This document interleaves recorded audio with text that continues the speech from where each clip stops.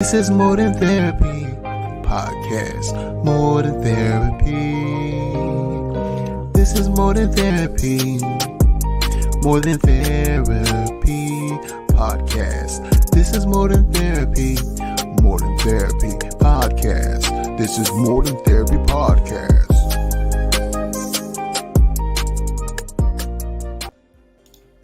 We know that trauma is stored in the body. But how do we begin to build awareness around what that looks like as it shows up in different ways? On this episode, Brenda Hershey will elaborate on the signs and symptoms and break down the science behind why mind-body methods for recovery and resilience are essential. Furthermore, she'll share integratable tools to strengthen the mind-body connection to foster a sense of safety and security in one's body, again, which is often lost when dissociating and numbing out. I have to ask my therapy community, do you sometimes feel like your trauma clients are stubborn and unwilling to change? They make little to no progress in their treatment, even though you see them consistently and use the talk therapy tools that you know work.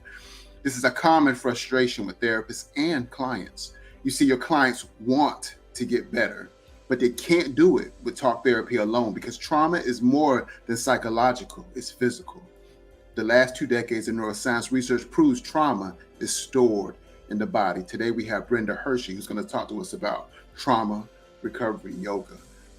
Brenda, what made you want to do yoga as it relates to trauma? Tell us more about that journey and what brought you to that forefront. Well, thank you for having me, first and foremost. And, yoga has been really powerful in my healing journey. And a few years ago, about 4 years ago now, I was introduced to trauma recovery yoga. And that really married these two passions of mine, one being yoga and knowing that really worked for me, but not really understanding or digging into the science behind it, like what was changing in my body, how was that happening?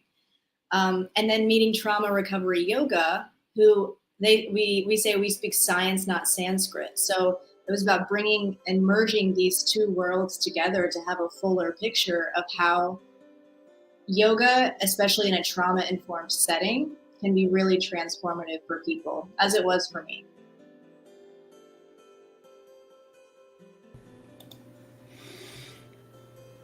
Why must we include the body in our recovery healing journeys?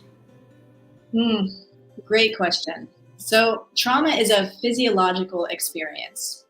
It starts with an external stimuli, something happens outside of you, and then it affects your physiology. So as within seconds of detecting fear or danger, our amygdala, or the alarm center of our brain, is it's sounding the alarm. It's pumping stress hormones into your body. It's increasing your heart rate, dilating your pupils, and it's preparing you to either fight, like confront the danger, or to run away. Essentially, there are multi-layers to that, but I feel this is like kind of a 101 breakdown of this, especially for your audience who very likely has an understanding of this already. But so it's a physiological experience, and having been teaching trauma recovery yoga and studying the science behind trauma, like what happens in your body during a traumatic event and what does that mean, and having heard other people's stories of, for example, they were sitting down, and often people are sitting down when they get the bad news or something tragic happens. And so that might stay, all those stress hormones might stay in the hips. So understanding that when we say we need to, or we get to process emotion, process trauma, we get to see it through. It's not meant to stay in our bodies, which it very easily can do if we don't have tools to find our breath, to find our feet on the floor, to somehow become present during that traumatic event or those traumatic events, because it's not necessarily one big obvious trauma, right? So including the body is absolutely essential because it's a physiological experience before it reaches the brain of the prefrontal cortex of logic and reasoning.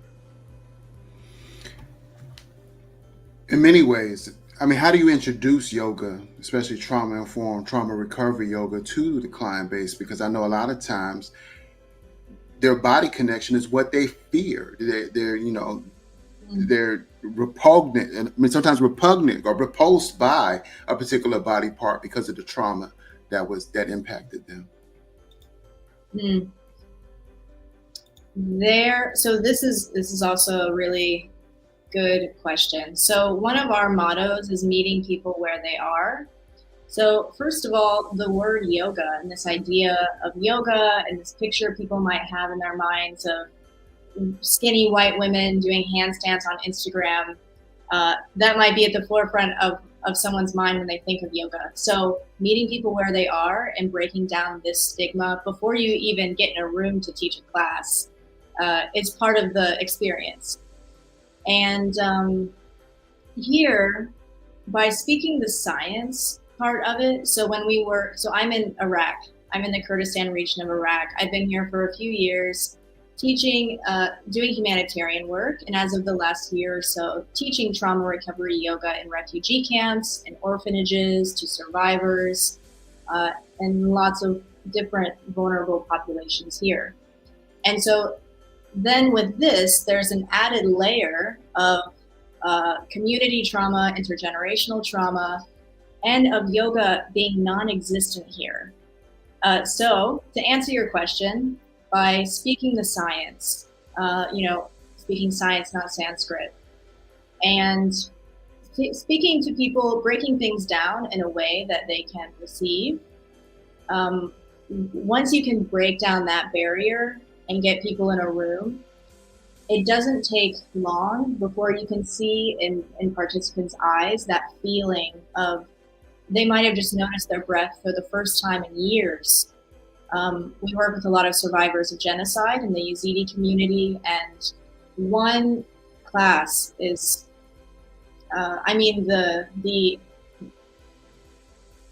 the feeling of fulfillment of just teaching a 20-minute breathing exercise or a guided meditation or something is just so much more than what we can sometimes wrap our minds around. So once you get people in a room, it's easy to pull them in, Indeed. How do you introduce people to yoga that normally wouldn't, adhere to yoga? Like you said, when I was Googling yoga, a lot of images, a lot of videos came up of, like you said, skinny white women, not a lot of browns, not a lot of people that had a little weight on them, and not of, things like that. What's a soft way to introduce yoga to a person who's normally wouldn't have been exposed to that culture, or thinks it's not even a part of their culture or their everyday life? So that is the question. That's our journey here of meeting people where they are. And trauma recovery yoga is truly yoga for everybody. It's a yoga class, but in many ways it's different from a typical yoga class because all yoga is good, but not all yoga is good for trauma. So one of our pillars is accessibility. I think that is a big point to touch on here because people aren't doing yoga here because it does not exist. And there's so much, like we've been working for about a year now here in the Kurdistan region, and I'm getting multiple messages every day of people asking, where's your office? Where's your studio? Where can we come to practice this? They don't just want a video, they want a real life experience. And so yeah, I think by being really culturally aware, and even in the US, before I was teaching this internationally, again, meeting people where they are, it just looks a little different. So, for example, when I would teach in this homeless shelter or in a domestic abuse shelter, people are coming to do yoga in jeans and tennis shoes. And you know what? That's cool. That is what they were comfortable in. That was their choice, which brings me to another really important pillar of TRI, which is choice. Giving people reminding them really of their power of choice, because in your trauma, that's something we don't choose our traumas, right? We don't choose to have those experiences. So reminding them throughout the class, this is your practice, your body, your rules, and really embodying that as we navigate sharing it with people here, breaks down those barriers and kind of dissolves them before we even get into the class. And I do have some videos that I will absolutely share with you of guided meditations, breathing practices, different yoga classes, all of that. So, Indeed, indeed. What happens during a traumatic experience, and why should we understand the process? I love that you asked this because it touches close to my heart with my personal experience. So when I started working with trauma recovery yoga, I had not experienced my own big T or obvious trauma up to that point. And I was working with a lot of people who had experienced chronic, complex traumas. So in some way, I did feel this disconnect. Like I was so passionate about sharing this work. I was seeing the impact on people, and I felt really good sharing it. But I hadn't experienced my own big T trauma. So you can only take people as far as you have been yourself, right? And I think for your audience members, that's something that they'll grasp. And so I was teaching trauma recovery yoga for about 6 months it was, and I was studying the science behind trauma because in doing so, that connected so many dots for me. Relationships I'd been in, experiences I'd had, because I was living in Chicago. So, you're just riding the train, and you're witnessing trauma, which, can be contagious also. So you're witnessing that and experiencing it all the time. So all of these things that weren't logical to me at the time really started to make sense. I started connecting dots. And so about 6 months into this, I was actually flying to Guatemala to teach trauma recovery yoga. And we were about 10 minutes from landing, and I got service on my phone. And I received a message that my father had unexpectedly passed away. He'd had a heart attack. And he raised me as a single father for a long time. It was totally unexpected. And so, of course, that would incite some fear and for the amygdala to really start going off. So I started experiencing and just observing my body involuntarily taking over. And I felt this rush of energy starting from the feet, like moving up my body.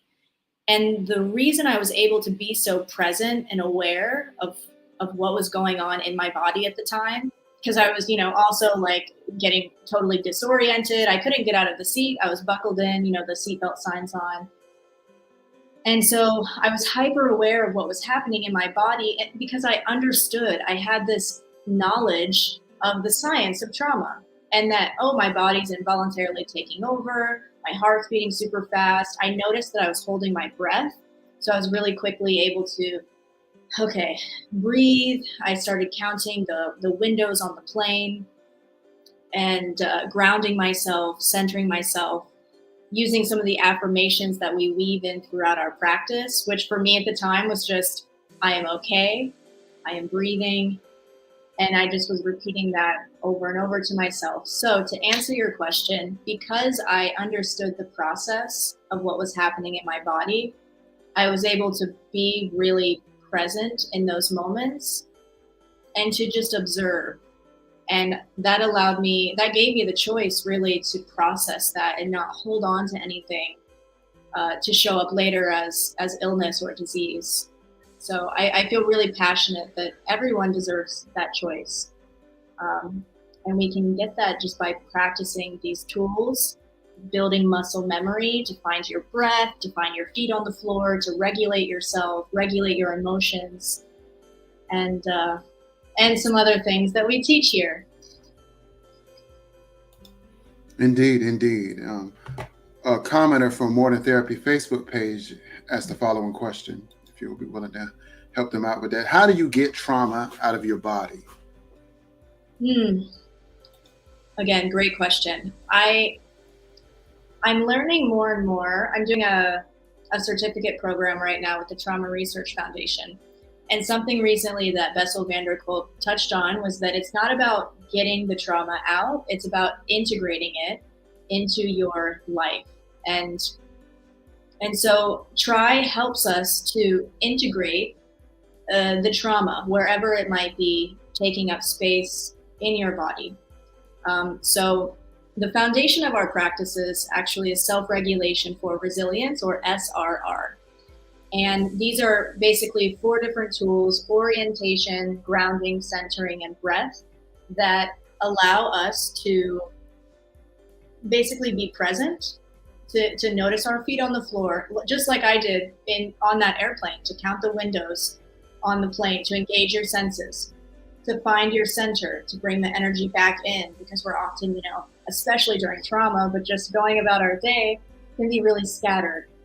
So to bring that energy back in and to find your breath. And so we weave these tools in, we practice them actively, and we weave them in throughout the practices.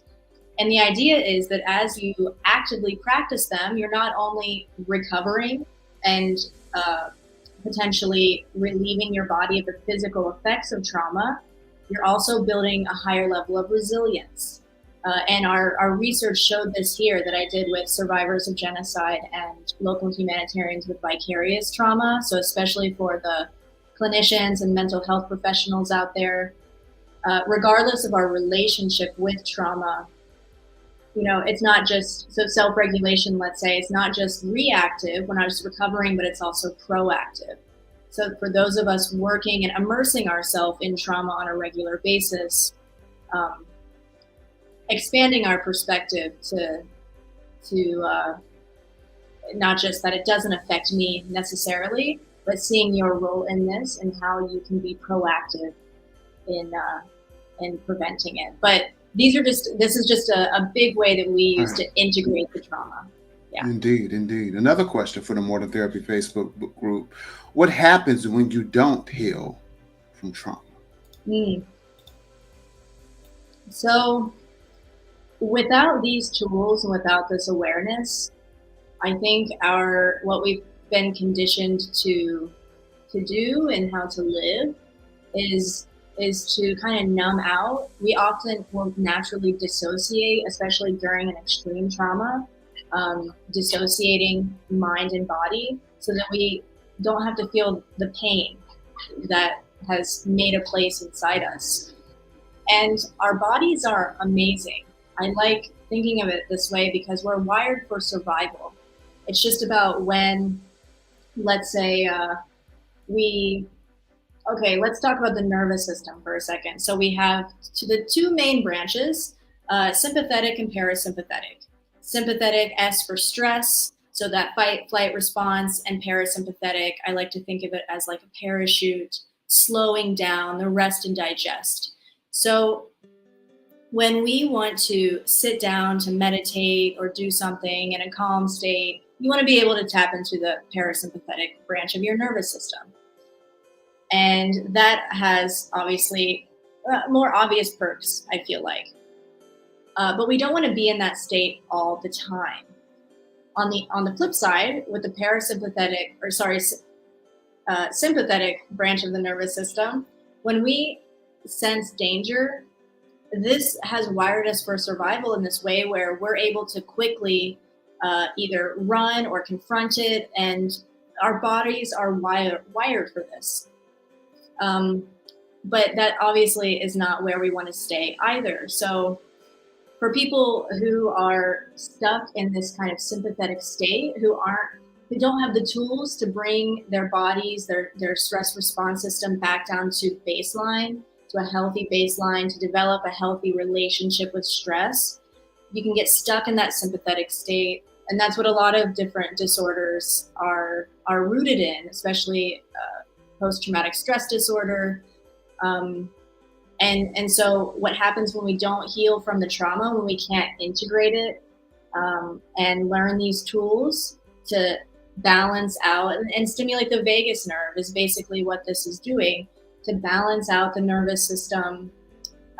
It shows up in these different ways and and show up in way more ways than just diseases, but in behavioral, different behavioral patterns, unhealthy habits and characteristics in your relationships. It can show up in all of these different ways. Thank you. Thank you for sharing that perspective and answering that commenter's question. That was very helpful. Mm. How can we build resilience to better prepare ourselves for future stress trauma? I know myself, I'm having a reoccurrence of some of my PTSD symptoms, just being in this current world that I find myself in based on our current political climate and things that's just coming up in the media, the school shootings, the shootings out and about, the increase in crime in local areas where I work and where I live. Sometimes being a witness to some of these events. I just saw a car crash yesterday in which the person got out the car and started wailing on the person that they crashed into. Oh. And this just resonated a lot of feelings in me, a lot of reoccurrences of pain that I have yet to resolve. Uh-huh. But I ask you, how can we build resilience to better prepare ourselves for future stress trauma? Because it's definitely coming. Definitely. First and foremost, I think you bring up a good point that hurt people. And it's the interesting thing about being trauma informed and studying this and being so passionate about it is that it also makes you aware of how the perpetrator was once the victim who did not receive the support and information and love and guidance that you need to resolve from traumas. And of course, there's a lot more to that. It's very gray. It's a big gray area, but ultimately, that's generally what it comes down to. So what we're seeing on the macro is a reflection of our individual experiences and a lack of understanding, in my opinion, of trauma and how all of this violence and all of these misunderstandings are generally rooted in some type of our unresolved trauma. So, resilience. I have a vision of us being individuals and communities, not just in constant states of recovery, but resilient communities, resilient people. And in order to do that, because that was my experience, right? I had not experienced a big trauma. I was studying, I was teaching, I was actively practicing these tools I was talking about, unknowingly building this higher level of resilience. I didn't see so clearly how it was benefiting me specifically, right? I thought I was doing it for other people. But when we can actively regulate, like practice regulating ourselves by, and I can take us through a little practice if you're interested in that, just a couple minutes. But, by orienting, grounding, bringing your energy back in, finding your breath, when you actively practice these tools, you're much more able to find these tools in the moments that you need them the most. When you feel your heartbeat starting to raise, you feel triggered. Even, I was just repeating to myself on the airplane, I am okay, I am breathing. And as simple as that was, that saved me. And I think that's what resilience looks like. And that's what we get to move toward together.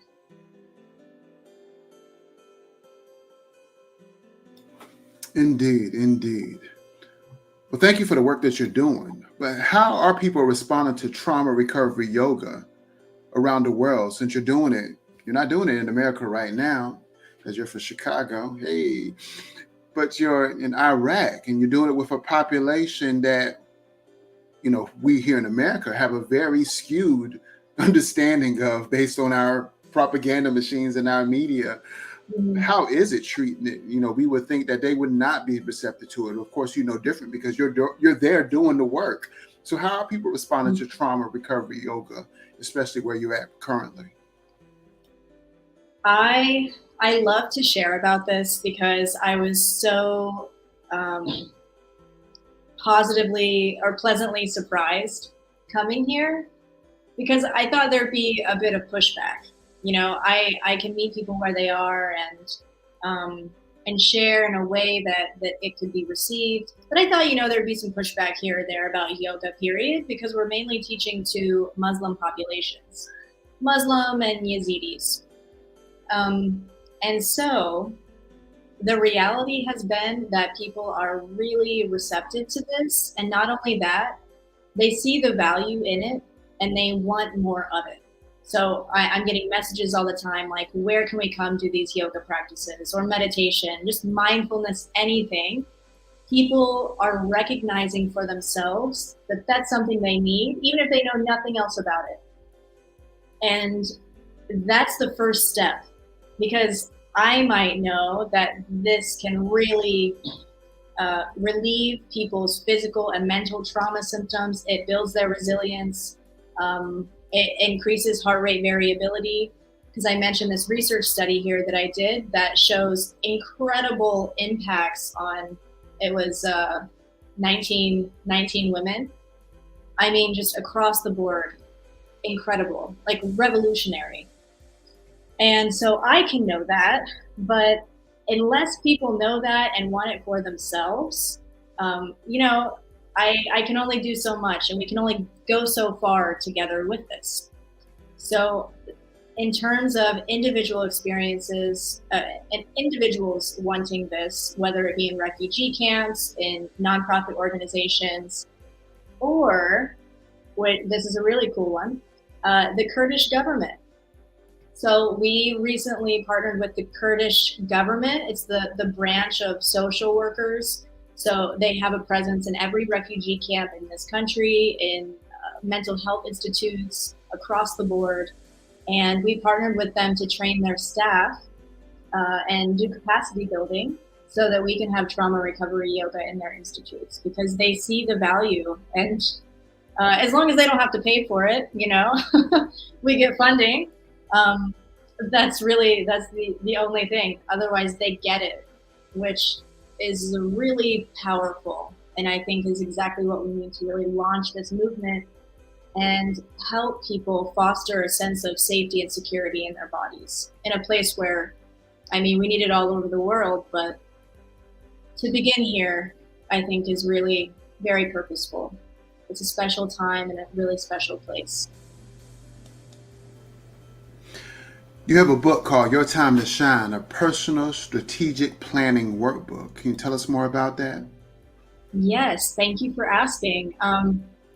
So this book, I put a lot of heart and soul into this book. The idea originated, so it's a personal strategic planning workbook, as you said, and the idea originated when I was getting my master's degree in Chicago. I was in a class learning how to create and implement strategic plans for nonprofits. And I've always been a self-development junkie. And it occurred to me, why have I never heard of a personal strategic planning workbook? So I created one for myself, 6 or 7 years ago, and I've been using it, and the tools that have been working for me this whole time, I put together and created this workbook to share with other people. And we've been sharing it with a lot of refugees here. It's also translated into Arabic. And in it, you can clarify your purpose, what even is a purpose, your core values, create a mission statement, a vision statement, identify short, medium, long-term goals, and learn a really cool and really effective technique to monitor your progress. So that's kind of my elevator speech on the book. Yeah. And it's a workbook, so you're writing in it. It's meant to get messy and to be yours. Indeed. Can you give us some empowering tips regarding trauma recovery yoga, or what people can do for themselves if they don't have a connection to trauma recovery yoga, as here in Durham, Raleigh, Chapel Hill? I can't think of a single person that currently does it. Do you have any empowering tips for those? Absolutely.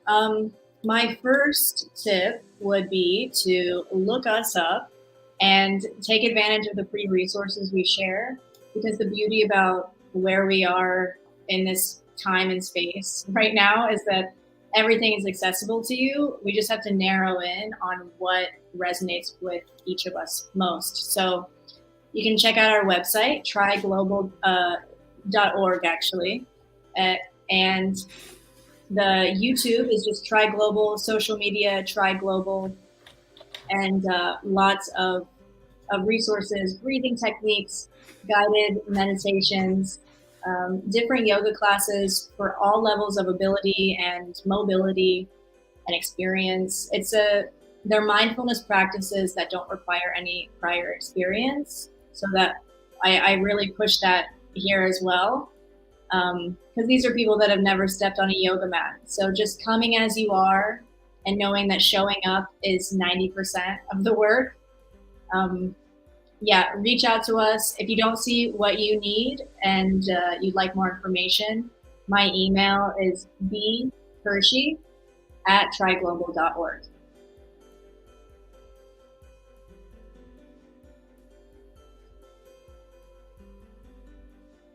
Oh, I think you're muted.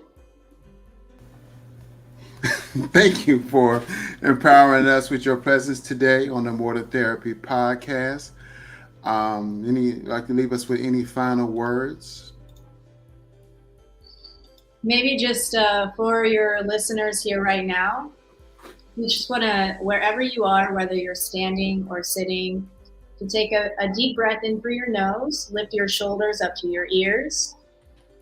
And as you exhale, roll your shoulders down your back. And just with your chest kind of open here, your shoulders melting down, just noticing if your shoulders have crept up by your ears without your permission. Taking a few belly breaths and moving through your day with this feeling of presence here. Thank you so much for having me. It was really a pleasure. Thank you. Thank you for being a guest on the More Than Therapy podcast. Please learn more about Brenda Hershey and her movement regarding trauma recovery yoga at tryglobal.org. That's tryglobal.org. And she's been gracious enough to give us her email in regards to contacting her directly about the movement at bhershey@tryglobal.org. Thank you for those that have listened and watched the More Than Therapy podcast, featuring interviews and thoughts of the day regarding recovery and wellness. And this is one way to address your recovery and wellness, by doing trauma recovery yoga. Thank you, Brenda Hershey, for your time today. Thank you. Be well and be great.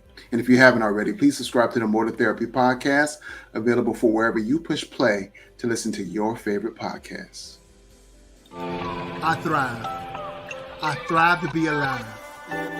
I want to live a healthier lifestyle. I want to be healthier. I want to be around for my children to graduate, have children, and have their children have children. I want to be free from the disease of high blood pressure and diabetes. I thrive to be alive. I thrive to be